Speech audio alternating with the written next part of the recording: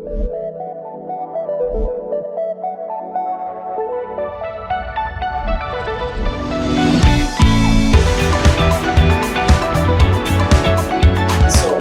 going to present my junior perspective on DevOps and my whole journey starting here in the RingCentral.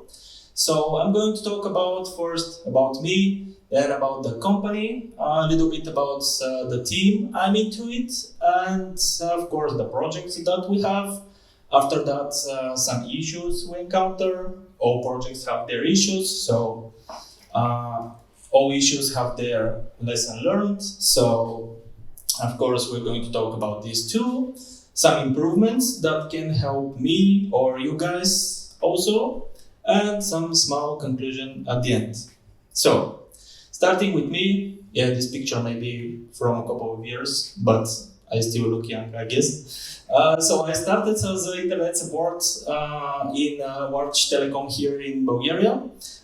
This gave me a pretty good start into the networking, and I learned a lot of things how to manage networks, and then I moved to web hosting support. Here I found a lot of things about Linux, Windows, and how to manage basic stuff on them with a little bit of coding there. After that, I started to think that I spend too much time as a support, so maybe I need to move to something more professional. I look a lot of positions, and I found that DevOps is something that I pretty much like, and it's something for me. So that's as an experience. As a hobbies, I like to go to the gym, I play basketball, and I have a small business about 3D printing that if someone is interested can check my website 3dprint-labs.bg.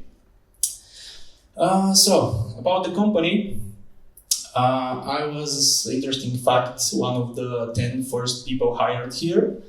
When I started working here in the RingCentral, there was a co-working space. We were in a different space, and there was pretty much HRs and a couple of other people too. I wasn't pretty sure how the things will go off with such a starting company here in Bulgaria. We are pretty large in other countries, but here I wasn't very sure. And I saw how in so short of time our team, HRs and managers was able to build such a large team of 400 people and more for a short amount of time. And not only that, we can hire everyone, of course, and make these numbers, but most importantly, all of us are satisfied, and we have a lot of events, foods, and team buildings. So that's pretty good and friendly environment that I'm happy that I'm sharing with you guys. So about my team, we are called Ops number 2s. To be honest, I have no idea why. But we're building internal application for our other teams, mostly telco team. We don't have applications that are involved into public clients or external clients. We're creating applications only for our colleagues internally, which is having good side and bad side. The good side is that if something broke in production, we don't mess up our clients, and we don't get a lot of problems with that. But sometimes colleagues can be bigger pain than clients. So yeah, here is the hierarchy maybe on our team, starting with Aaron, the manager of the team, then the David, he's from China, other 2 members from China, Francis and Clark. Yeah, he didn't provide any picture, so I'm sorry you won't be able to see him. They're both seniors and very professional. And here are we, the juniors, me and Ilya from Bulgaria, and the other 2 guys from India. Talking about places where people are from, I created a map. Very cool. This map is our location, and as you can see, we are covering almost the whole world, with our team because we have people and colleagues all around the world that are using our systems. So pretty short, we and Tilia are from Europe. Aaron, the manager, is from USA. David, Francis, and Clark. I think that's not their real names actually, but I can't remember them. And Kilian and Uveresh are from India. Pretty cool team. I'm very happy that I went into this team. We are very strict and understanding to each other. So maybe enough of our team and a little bit about our projects. I will get pretty fast through these projects, not going to deep dive. First, for security reasons, and second, because it's going to take a lot of time to explain everything. So pretty fast. Co-routing panel is one of our application. It's for routing calls, of course, here. Billing rate inventory, because on different places, different part of the world and different companies that we're working on have their different exchange values and stuff. So we have applications that are helping us convert such rates. Then telephone number inventory. It's like our largest contact book. That is pretty much it. Provider footprint service is about validating some information for our companies and telecoms that are communicating with us. Emergency address services, of course, only for emergencies. And SMS provisioning too, of course, we can understand what it's about. So now to the interesting part, issues that we've encountered. Starting with the SSL certificate management.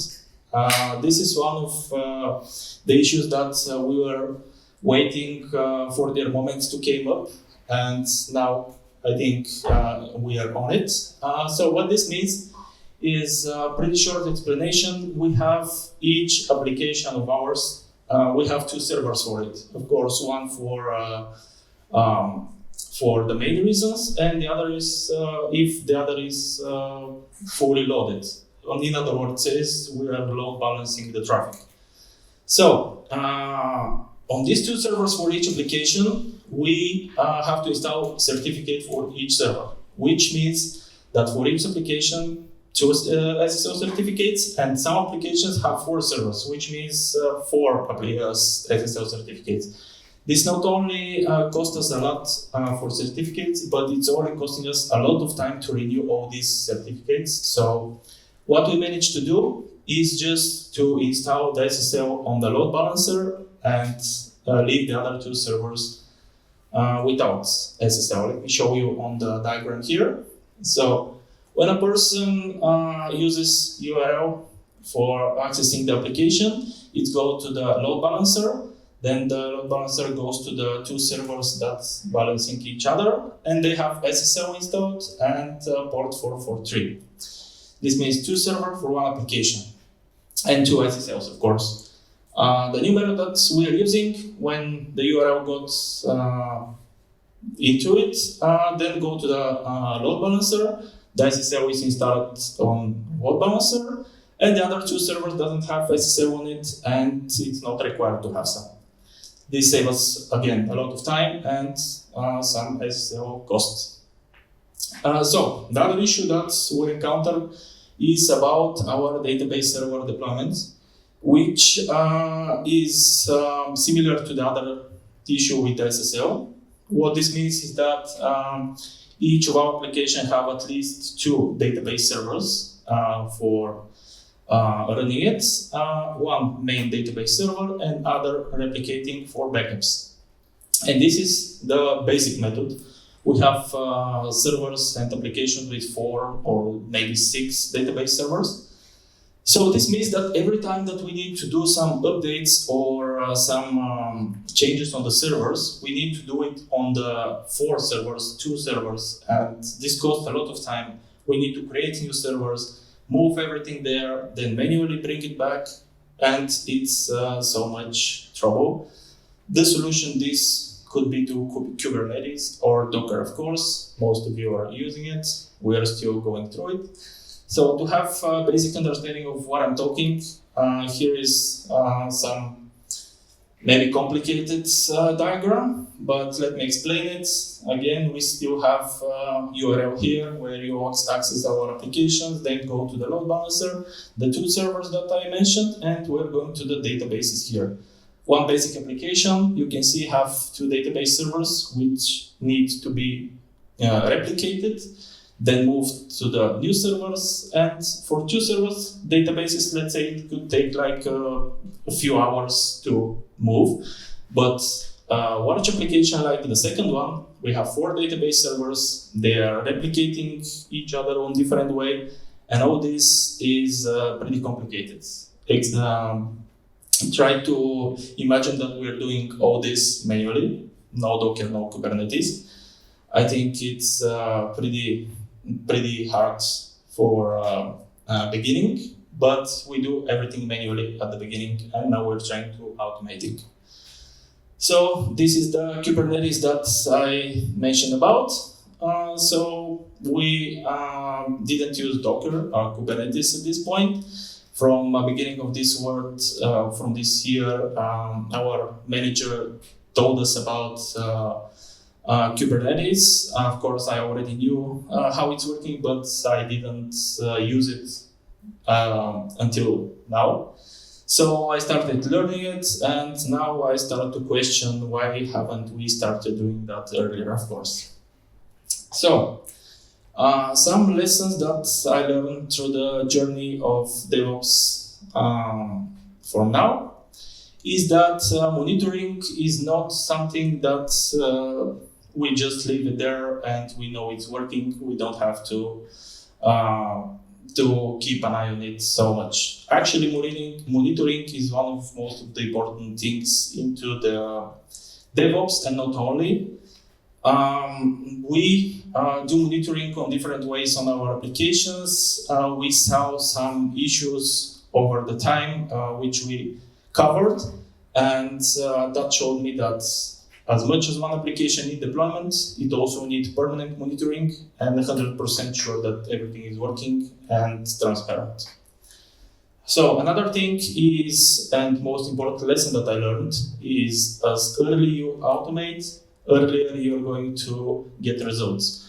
As I said, we started everything manually. It cost us a lot of time to do it manually.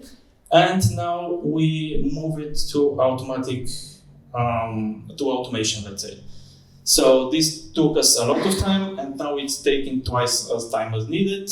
And my advice for people who are into it and starting is, as early you get into automation, as easier for you will be.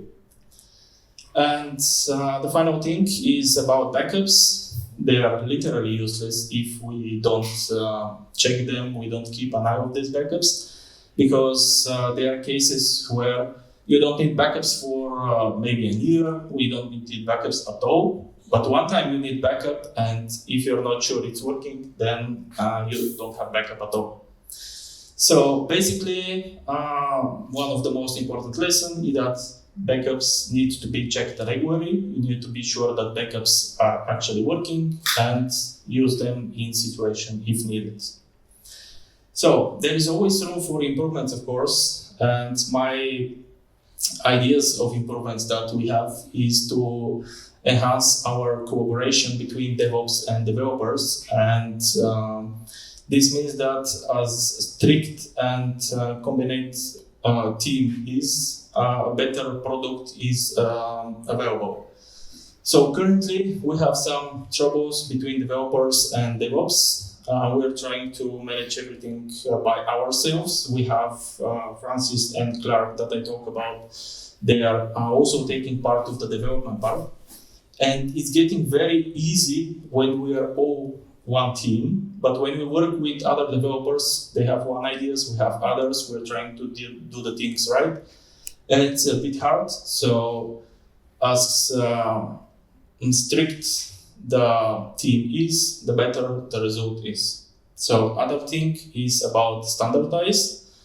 What this means is do everything by standard. Create something that is working, that is stable, and if you like the result, you made it standard and use this standard in all other updates and all other projects that you're doing. Of course, if other people come into the team in future, they will have this standard and they will know how to use it, and it's going to be easier. So the standardized management is something very important for me as improvements. And the final thing for the improvements is centralized logging, which means that for our team and maybe for some of you guys, logs are spread on different places, depends on which part of the log you need or with what kind of log you need. So we used Elastic Load. We have logs on the servers that are local, and sometimes when there is an issue, we don't know on which part we should look, and this takes us a lot of time to manage this. And at this point, our time is very valuable, and we want everything to be faster. So this is definitely one of the important parts to improve for ourselves. So, in a conclusion, I can say that my journey as a DevOps was very interesting, and I like it pretty much until this point, and I like to get more every day. I learn more every day, and I like it. And I can say that all of us guys, if you're DevOps or not, or want to be DevOps, it's definitely something that depends on the person. Some people don't like it, some people hate it, some people love it with their hearts. So go on and find yourself at the right position for it. Thank you for your time. I will answer if you have any questions, and this is my LinkedIn.